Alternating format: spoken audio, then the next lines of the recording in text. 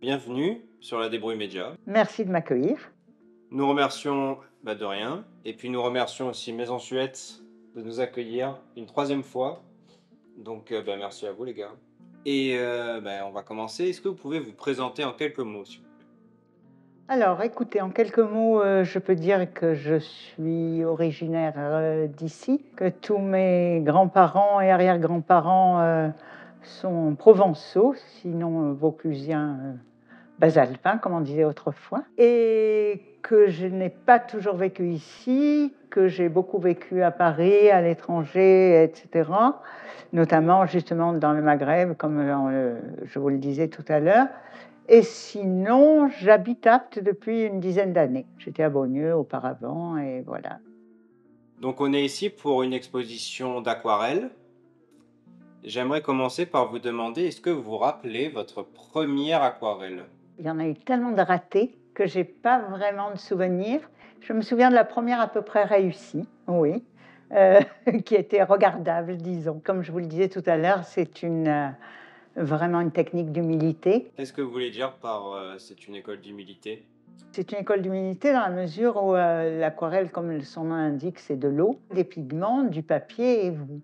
Mais l'eau a une telle importance que souvent, c'est elle qui décide. Voilà.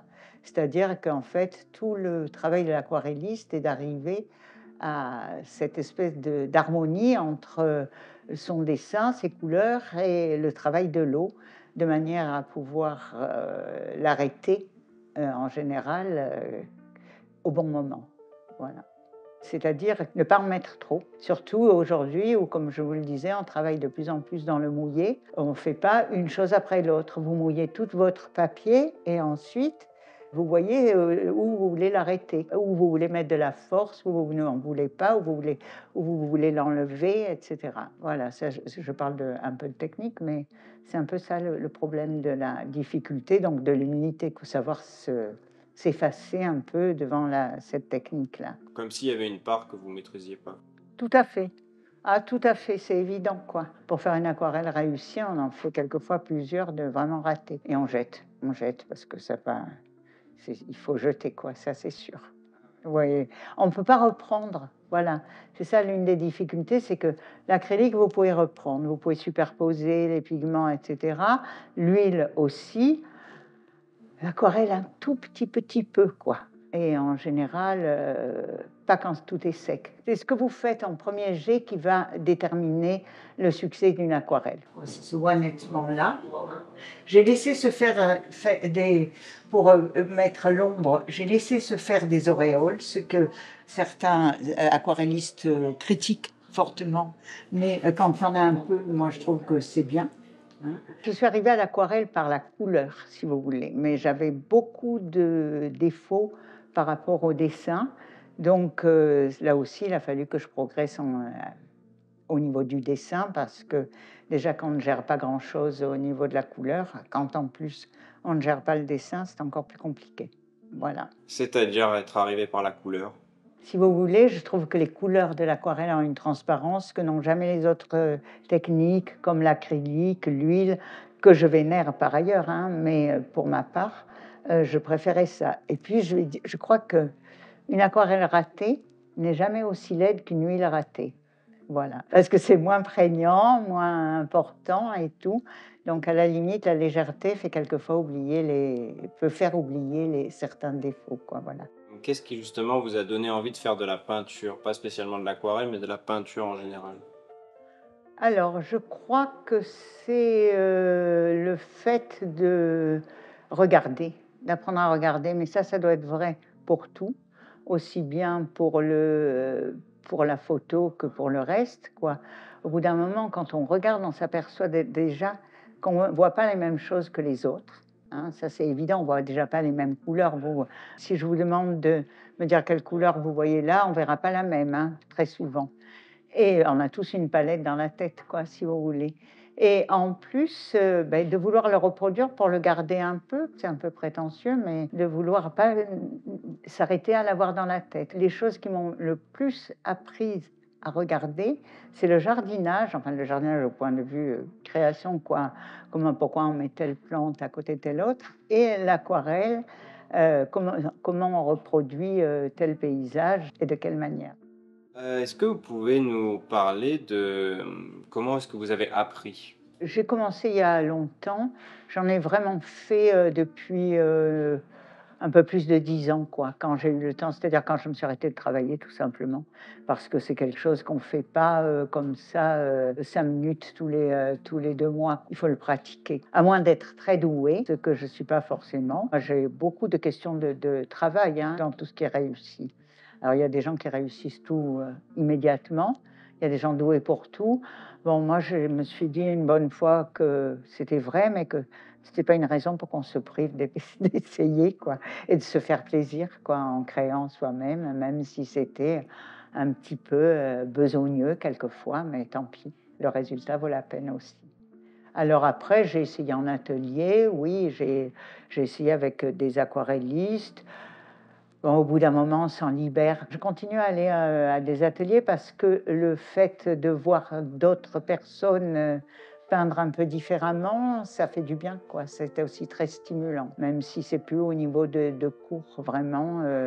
C'est bien de se côtoyer, de voir quelqu'un qui voit les choses justement différemment. Parce que si on est dans un atelier, qu'on a la même source d'inspiration, le même modèle, aucune aquarelle ne ressemblera à l'autre. Donc ça, c'est intéressant pour ça. Donc maintenant, on va parler plus de la notion de voyage, parce que Oui. ici, donc, votre exposition nous emmène notamment au Maghreb. Pourquoi? Alors, c'est une des choses qui m'a aussi réveillée au niveau vue. D'abord parce que j'y ai vécu. J'ai vécu en plein désert, en plein Sahara, pendant 5 ans quand même. Quelqu'un m'a fait un grand compliment avant-hier, là, il m'a dit on voit que c'est pas simplement votre retour de voyage, mais que vous avez été bien imprégné. J'ai pris ça pour un compliment, mais pour une vérité aussi, quoi. C'est vrai, parce que bien sûr qu'il y a longtemps que j'y ai vécu, donc ce sont plus des souvenirs faits à partir de croquis et de photos que vraiment sur le motif, mais c'est toujours bien, bien profond en moi, quoi. Quand on arrive au Sahara, au départ, on est perdu, si vous voulez, par l'immensité. Tous les paysages sont immenses. Si vous prenez la mer, c'est pareil, etc.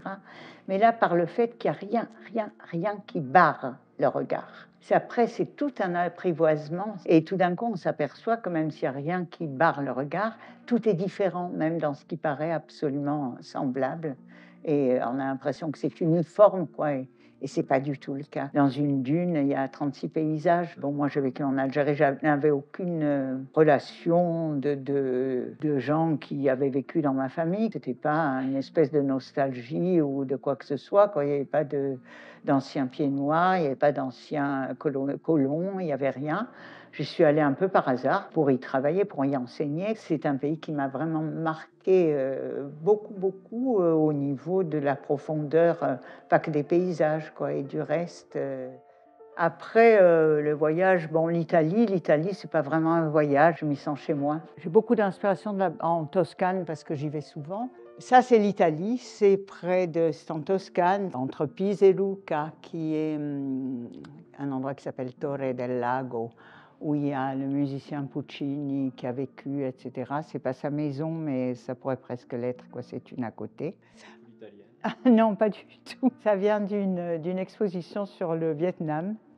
Mais en général, j'ai toujours dans chacune de mes expositions, il y a toujours des poules qui signent l'exposition. Bon, c'est comme ça, j'ai toujours bien aimé. Est-ce que vous avez une première aquarelle dont vous êtes vraiment fier? Ça change tout le temps. Dieu merci, je crois qu'on progresse. Personne ne peut dire ça quand on a fait un tableau, celui-ci c'est le meilleur, celui-ci c'est le moins bon. Non. Ce que je disais, c'était que le regard changeait beaucoup. C'est-à-dire qu'il y a des choses que je n'avais pas jetées et que je trouvais tout à fait déplorables il y a quelques années. Et quand je les ressors, je me dis ah, ben, c'est quand même peut-être différent, pas si mal et tout. De même que quand j'en vends une et que je la revois chez des gens, eh bien, c'est très renarcissisant parce que vous vous dites, mais quand même, elle n'était pas si mal, quoi. Alors qu'on n'est jamais complètement satisfait de soi, heureusement, si vous voulez. Mais tandis que quand on les revoit choisir par quelqu'un, on épouse aussi le regard de l'autre là-dessus. Et je vous dis, C'était un bon encouragement. Est-ce que vous pouvez nous parler de la première fois où vous avez exposé? La première fois où on a exposé, c'était des expositions de groupe. J'ai souvent fait, des expositions d'ateliers ou à 2 ou 3 personnes avec justement une aquarelliste, de la région, qui s'appelle Sylvie Benoît de Cognac, qui est assez, connue, dans le milieu des aquarellistes. Il y a plein de gens qui n'aiment pas exposer. C'est une bonne question ce que vous dites. Pourquoi expose-t-on? Je viens de dire qu'on n'était jamais très content de ce qu'on faisait. Or, dans la mesure où on expose, il faut quand même bien se dire que c'est quand même quelque chose qui vaut la peine. Mais chaque fois que je fais une exposition, ça m'oblige à progresser. Voilà. Parce que je me dis, si j'ai montré ça à tel moment, eh bien, il faut que la prochaine fois, ce soit mieux. J'y arrive ou j'y arrive pas, hein, c'est un peu... Mais je pense que j'y arrive un peu et qu'en tout cas, ça donne envie d'y arriver. Alors, les premières expositions, c'était dans le sud Luberon. Il y a un endroit qui ressemble un peu à ça, à Cucuron, qui est un donjon voûté aussi, et qui est magnifique comme lieu d'exposition aussi, quoi. Et j'ai exposé longtemps là. J'ai exposé plusieurs fois, au moins 3 ou 4 fois, à la librairie Éveil, qui a disparu aujourd'hui, mais qui m'a prêté ses murs. Et c'était une jolie rencontre, ça aussi, les livres et la peinture. C'était moins valorisant pour les tableaux qu'ici, mais ça faisait un autre public, ça faisait d'autres rencontres et c'était bien aussi. Sinon, j'ai exposé, je vous dis, à l'hôtel du Louvre de Sceaux. Il n'y avait rien pour exposer, mais c'était drôle aussi parce que c'était au milieu des plats du restaurant. Enfin, il n'y a pas de mauvais endroit. Et en plus, ça permet de voir chaque fois des gens différents.